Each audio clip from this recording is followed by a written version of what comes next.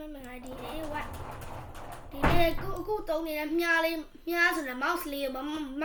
အယောင်လေးဘလို့ mouse ရဲ့ပုံစံလေးကိုချိန်တဲ့ညီလေးကိုပြသပေးတော့မှဖြစ်ပါတယ်ပထမဆုံးကိုက setting နဲ့ချုပ်ရပါမယ် setting နဲ့ချုပ်ရင် setting နဲ့မှာ device ဆိုတာလေးချုပ်ရင် device တွေကမှာ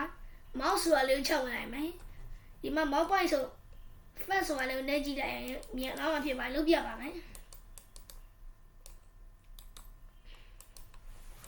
ညာလုပ်ပြပါမယ်ဒီဘက်မှာကျအဲ့လိုလေးလုပ်လိုက်ပါမယ်မြောင်းမှပြပါလေညနေပါမယ်ဒီဘက်မှာ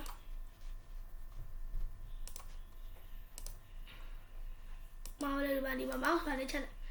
အဲ့ဒီစနိုးဆိုတာလေးကိုနှိပ်ကြည့်အောင်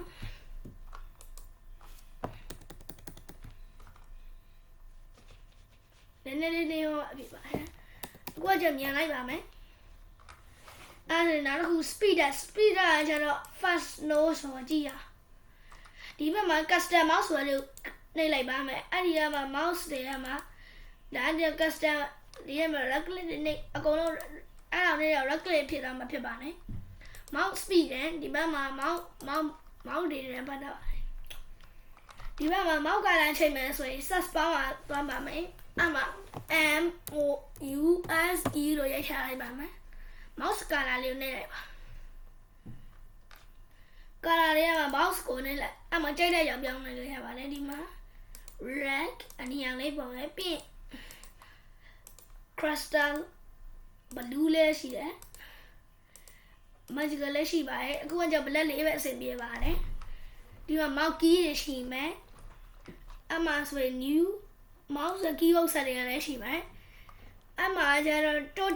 touch pad ရှိမယ်အမှမှာ mouse ကိုနှိပ်လိုက်မယ်အဲ့ဒီမှာ USB mouse တွေဖြစ်ပါတယ်အခုက USB mouse တွေအသုံးပြုလာဖြစ်ပါတယ်ကွန်ပျူတာမြားလေးအခုပြန်သုံးနေပါတယ်ဒါ USB mouse တွေတက်သိတာမှာဒါကျ mouse speed ပါဒါဒီလိုဒါလေးအပိတ်ဖွင့်လေးအမှဆို mouse speed ကိုလုပ်ကြည့်ပါမယ်